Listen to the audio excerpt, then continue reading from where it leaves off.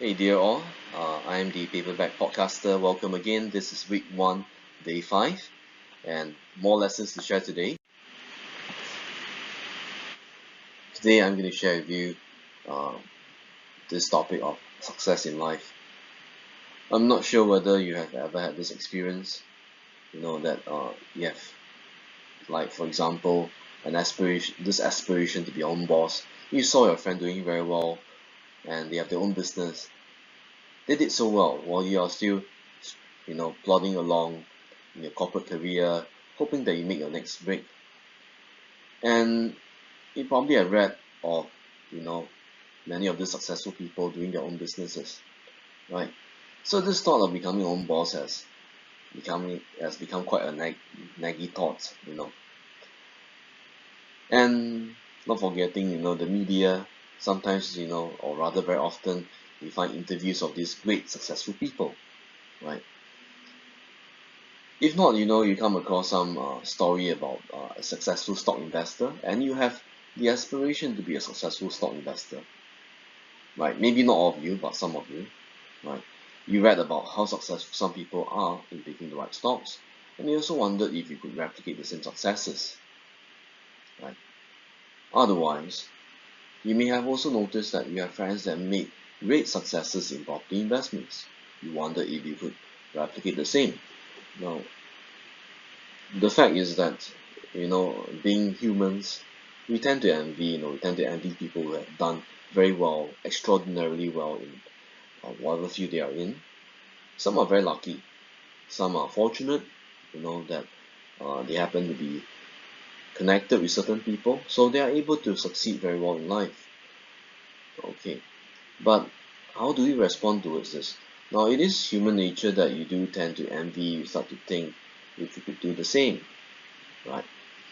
Well, so today I'm going to share with you some of my experiences in this, right? And now, for many people, it is absolutely human that, when you see something and you saw that it was successfully done, you think of ways to replicate the same. You have that tendency, you have that motivation to try to replicate the same and hope that you could be successful, right? It's the same like, when you were young, you saw this uh, uncle who did very well as a doctor, lawyer, or accountant. You thought to yourself that when you do grow up, you hope to be like him or her. Okay, so let me quote you this example that I have today. Right, you saw this cafe, you thought that this cafe is very successful. You thought that you want to replicate its successes. You find it very difficult. Just like during those days when you're young, you saw your successful uncle. You wondered that if you could be as successful as him in future. Now, to replicate the successes of someone or business, and to do so exactly, it can be a very difficult exercise. Why? One of the hurdles is that, and I think it's a very likely hurdle, is that you probably have no competence or flair in that field, right? At least for many people, right? I admit that I'm not a very good cook, so to me, it's very unlikely that I would want to run a cafe because I have no competence in that. And to add on, so if I were to use this example of, say for instance, your expertise is in baking, but and you are asked to cook a Chinese meal, would that show how good you are in baking? Probably will not, because if you're an expert in baking, chances are if you do try to cook a Chinese meal, that'll probably make a mess. You know, the same thing goes for if you're a NASCAR racer. How do you win a 400-meter run on the running track? You probably will have lots of difficulty in doing good at the 400-meter runs. You know, after all, driving a car and running on a track requires very different skill sets. So competences really matters, right? To be successful, you can only be successful if, in my opinion, if you put your best competence into use and you utilize this to great effect. And As Warren Buffett has often mentioned in many of his interviews, you need to understand your circle of competence, right? Knowing how successful other people are isn't going to make you successful, right? But knowing what you can do and that you're able to put what you can do into great effect would very likely make you successful, right? And I think in many of uh, our lifetimes, right, speaking from my own experience, and as well as those people that I know of, right, many of them, when you're young, they have a flair for certain things like maybe playing piano, but when they grow up, they become an accountant and they become quite sick of life. They hate going to work, or perhaps when they were young, they were very good at dancing, but when they were older, graduated from business school, they became an analyst and they hated their job, and they dreaded going to work from day to day, right? And this is my next point, fighting the war. One of the most painful experiences you will face in life is crashing against the wall. Knowing that you can't knock down the wall with a bare fist, and yet you try to crash against the wall. Okay? Now, it is common sense that you can't beat the wall with a bare fist. That's absolute common sense, right? How can you knock down the wall with a bare fist, right? But why is it that there are so many people that try to do so? The answer for many instances is that this is nothing more than pride. People want to show that they can do it, right? Even though it might seem impossible and that it is obviously impossible, you find that many people try to do the impossible just because they want to show that they can. So being wanting to be seen as right is a problem. And if you're able to recognize that, good. If you can't, then it is a problem. So knowing the time to step aside and acknowledge that something cannot be done is important, right?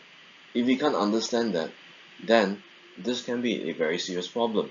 Why? Because the cause of failure can be costly, and the longer you take to realize that you can't do something, the greater the cost of failure, and the cost of failure compounds over time, right? And I say this because unfortunately for many people, they don't realize that there are things they can't do and they keep trying, right? And that's terrible, right? Say for instance, you can't cook and you wanted to be a chef, right? You start your own cafe. How long can you last? You probably cannot last long, right? If you can't cook, you start a cafe, uh, and chances are you're going to make meals that are so horrible to eat, you won't get many customers, right? So knowing what you can do and avoiding what you can't do is important. Now, but I'm not saying that you should avoid anything that you can't do, but knowing what you're good at is important, right? And that helps you to define what you want to do in life. My lesson to you today and to share with you today is that success stories are seldom, if at all, replicable, right? Success stories look very good in books. You read them, you feel very inspired, but you can't just follow them as recipes of success. You can't. As Howard Marks from Oaktree Capital said this before, he said, you learn nothing from success stories, and that's exactly true, right? In the country I come from, people try to emulate success stories, and many end up becoming disappointed because they don't achieve what they wanted to. They become very disillusioned in life because there is this poor understanding that you have to work on what you're good at and what you enjoy. Right? If you're going to do something that you don't enjoy for 50 years, that's a terrible thing to do. So my next point is you have to uncover and realize what your strengths are and what your weaknesses are. So that helps you to direct your efforts at what you're likely to enjoy and what you're likely to do well at. So coming back to the same example, you walk down the cafe, down the street, you envy the owners of the cafe because they have very long queues at the cash register. There is such huge tendency among many people to try to emulate their successes. And guess what? as I mentioned to you, chances are many people will fail at emulating the successes of others, right? In the country where I come from, uh, there is a high incidence of people failing in their ventures. Why? Because many don't realize what they can't do and what they are good at. I came across stories of people running a cafe for 2 years. You know what happened to them? They lost so much money until they cannot sustain and they have to walk out, right? Of the business. Yes, literally walk out. So it is very unfortunate that such things happen. So, and I strongly emphasize to you, I mean, listeners out there, that knowing what you're good at and what you can do is an important step towards realizing what you can be good at. Okay, so I'm the Paperback Podcaster, and I hope that this has been, informative to you. And um, I've been listening a lot. I've been thinking a lot, and I think uh, knowing all these lessons early helps you to avoid costly mistakes. And avoiding costly mistakes allow you to make great progress in life. And I hope that somewhere out there this benefits, you know, people who are listening to this. Thank you once again for listening to my video, and look forward to sharing with you my next video. Thank you. Have a good day.